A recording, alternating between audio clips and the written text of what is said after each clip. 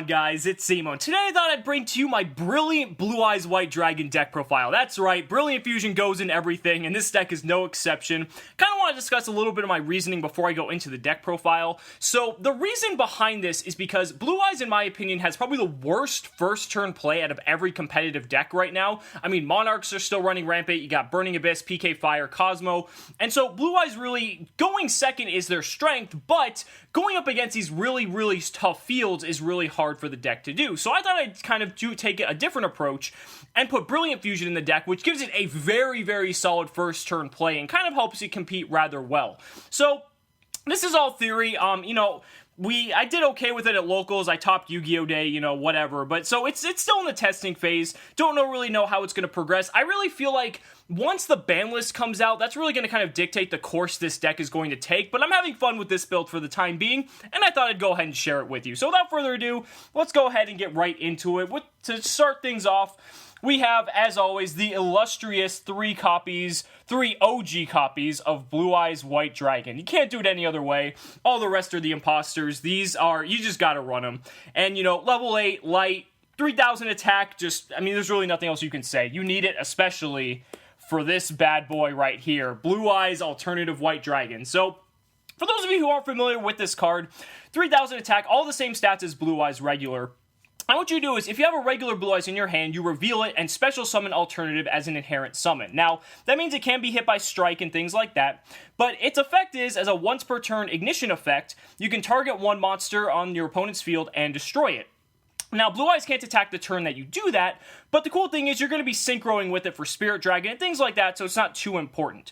But once you summon it that first way through that inherent summon, you can special summon it back from the graveyard as many times as you want. And its destruction effect isn't once per turn you can only activate this effect. It's purely once per turn, so you can keep bringing this back over and over again and keep popping stuff if you really want to. So, gotta run 3, the card's just fucking incredible. And to round out the Dragon lineup, or the big Dragon lineup, I should say, 2 copies of Dragon Spirit of White. For those of you who don't know what this is, it's a little bit weaker than regular Blue Eyes. It's 25 2k. And it's always treated as a normal monster while it's in your hand or graveyard. Why that's important is because if you send it off of Dragon Shrine, you actually can send another monster since it's treated as a normal monster while it's in the graveyard. So that's really cool. You get 2 sends off of Dragon Shrine just solely for that. And then when it's special summoned, you can target a spell or trap and banish it. And that's awesome because that means you can hit stuff like Cosmo Town, like Fog Blade with Phantom Knights. Just these annoying cards that kind of stick around. Banishing it is really relevant. And then lastly, if your opponent controls a monster, you can tribute Dragon Spirit of White to summon a regular Blue Eyes from your hand. So it can kind of dodge things, like targeting cards or anything like that. So that's pretty cool as well. It's going to wrap it up for the Dragon line. Moving on to the tuners, we have 3 copies of Sage with Eyes of Blue. Sage is just fucking nuts, dude. Like, the fact that this card can basically search all the other tuners in your deck is just amazing. And then it also has the ability of, you can discard it, target any of your other effect monsters, and then summon a Blue Eyes monster from your deck. So, if you don't have a Blue Eyes or anything in your hand to start, you can pretty much get to one with Sage so easily. Again, he's also a tuner, so you're really going to want to use him just to sync up with all of your other big dragons.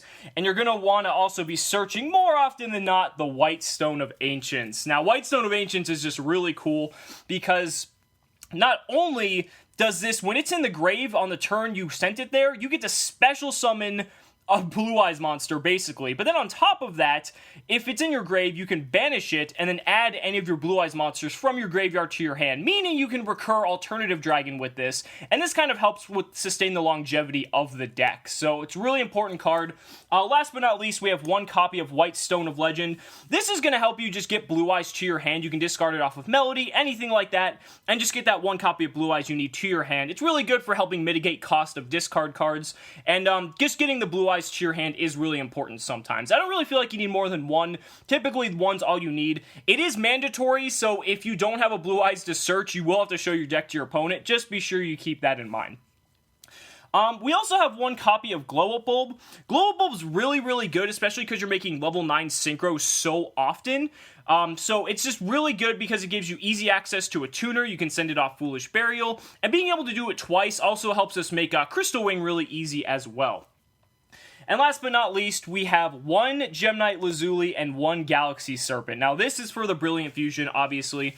I'm going to show you the combo at the end of the video, but essentially, you're going to be sending Lazuli and Galaxy Serpent, adding Galaxy Serpent back to your hand. And why Galaxy Serpent is so awesome is because it's actually a Cards of Consonance target. So even if you happen to dead draw it, you can just pitch it for Cards of Consonance and draw 2 new cards. And that's what's really cool about this deck. Like, there's so many cards that just discard, like Melody, things like that if you draw these cards that might not be really optimal, you can just pitch them to get better cards like Alternative Dragon and things like that. So that's going to round it out for the monster lineup. Moving into the spells. Obviously, 3 copies of Brilliant Fusion because we want to get into our first turn Crystal Wing Synchro Dragon. That's basically the whole reason why we do this. Turn 1 Crystal Wing, being only a 2-card combo, is pretty fucking incredible. And that's only with those 2 cards. You still have 3 other cards you can do anything else with. With Trade-In, you can have a bunch of stuff in your grave. You can end with a Crystal Wing and a Spirit Dragon. Like, there's so many variations of the combo you can do. But Brilliant Fusion is the key component, and we want to get to it as fast as possible. 3 copies of Melody of the Awakening Dragon. This card is just absolutely fucking nuts. Discard any card, add 2 copies of dragons with 3,000 attack and 2,500 defense. So you can either add 2 Blue Eyes, a Blue Eyes and an alternative, or 2 alternatives, depending on your hand. So this card just basically is your whole, your card that basically just enables your whole engine to get going. 3 copies of Return of the Dragon Lords. This card is just fucking crazy, dude. Like, the fact that it's not only Monster Reborn, it's not once per turn, but then it also, like Void Seer, protects your dragons from destruction. It's absolutely crazy, and because it's a continuous effect, so for example, like if one of your cards were to get Solemn Striked, not the summon of them, but the effect, you can actually banish the Return of the Dragon Lords to protect from the destruction. So it's just, this card is just fucking crazy, and I can't believe it's not even once per turn. Like if it was once per turn, that would be fair and okay, but you could just do all 3 of these in 1 turn. It's just fucking crazy. Another fun fact, too, is once you successfully summon Crystal Wing, which is the whole goal of this deck, essentially, you can actually just keep returning the Dragon Lords, the Crystal Wing, back to the field since it was properly Synchro Summoned. So that's pretty cool as well. And, really good, too, because dealing with Crystal Wing once is already a big pain in the ass, but dealing with it twice? I don't know. So, next we have 3 copies of Trade-In, and then 2 copies of Cards of Consonance. I'm trying to just get it in a frame here.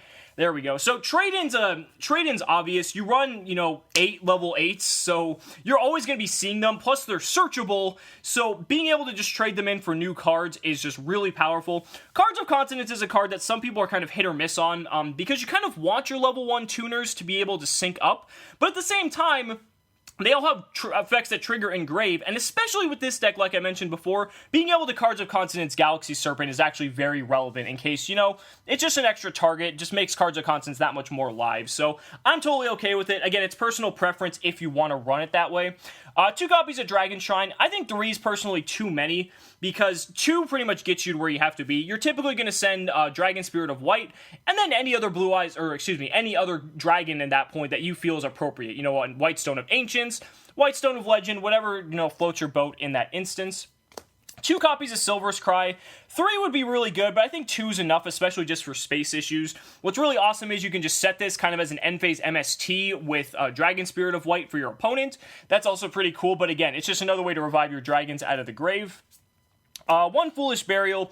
I mean, it's a dragon deck. What can you say? You want your stuff in grave, and again, it also sends Glow Up Bulb, which is really important.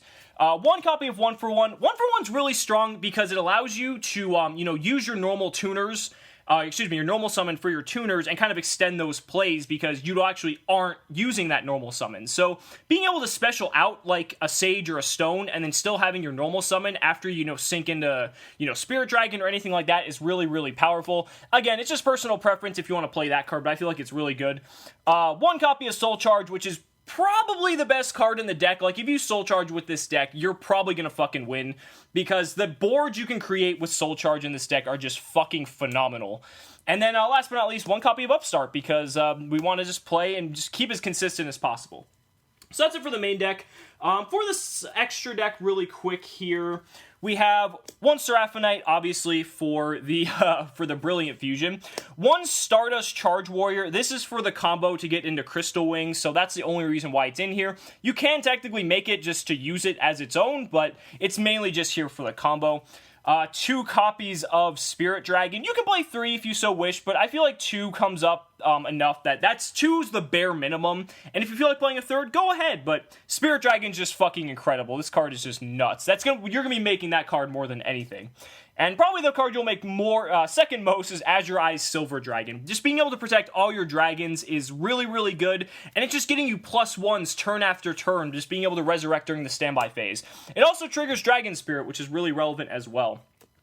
So then we have 1 Michael, 1 Black Rose Moonlight Dragon, and 1 Stardust Spark. These are kind of the things you're going to go into off of your Spirit Dragon. Michael's good because it can just really deal with threats that you don't want to destroy, but rather banish. You know, something like Beatrice, things like that. Moonlight's good because it disrupts during your opponent's turn, because when it's special summoned, you get to bounce a card. And Stardust Spark's incredible because you can special it off of the Spirit Dragon, and then protect it during your turn, and then say you have floodgates, like, you know, Mask of Restrict, anything like that. During your opponent's turn, you can protect that floodgate and basically just go off from there and basically make it so that they can't play Yu-Gi-Oh! 1 copy of Crystal Wing. Again, the whole basically sole focus of this deck is to summon Crystal Wing as quickly as possible, so you gotta play it. 1 number 38, I mean, it's rank 8s. I mean, 38's probably the best rank 8 in the game, so you gotta play him. 146 Dragulon. This card's really good. It's going to get more popular once the mirror match becomes more popular, but it's still a really good card nonetheless for the mirror. That's probably an interchangeable card for the time being, though. And then last but not least, you have 107 Galaxy Eyes Tachyon Dragon, Galaxy Eyes Full Armor Photon Dragon, and Galaxy Eyes Dark Matter Dragon. These guys are just fucking crazy because you make this, you rank up into this, then you can pop a card on your opponent's field, and then you can rank up into this, force them to banish 3 monsters in their deck, and then you get to send 3 dragons to your grave, which means you're going to go probably like +3 off of that because you can send like White Stone of Ancients, White Stone of Legend, and, you know, anything else really. So, and it's 4,000 attack. Like, this combination is just fucking ridiculous. 2 other things I want to quickly discuss. Twin Burst and Black Rose. Black Rose specifically for this build because you can actually just make a 1-card Black Rose with this deck. So, I mean, or actually, I'm sorry. It's still the 2-card combo, but you can make Black Rose on your opponent's turn if you're going second.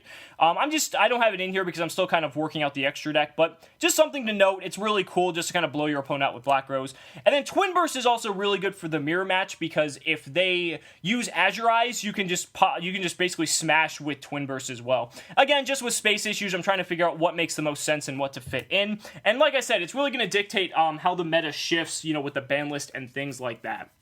So, without further ado, I'm actually going to quickly showcase off the combo with the with Brilliant Fusion, if I can find the cards here. So, okay, so what you're going to do is all you need essentially is any of your level 1 tuners and Brilliant Fusion. So 2-card combo, nice and simple. So what you're going to do is you're going to activate Brilliant Fusion. You're going to send these 2 cards to your grave. Let's place them up here.